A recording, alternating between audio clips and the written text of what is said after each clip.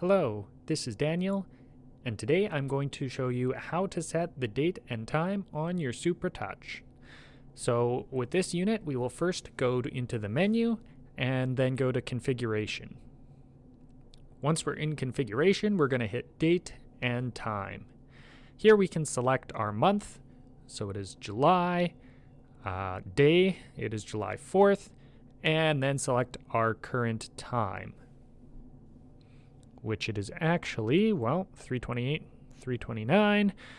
We also have this toggle here if you want to show it in 24-hour time or in AM and PM.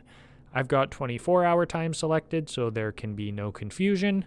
We'll hit the green check mark to save, and 3:29, it saves our date and time, and off we go.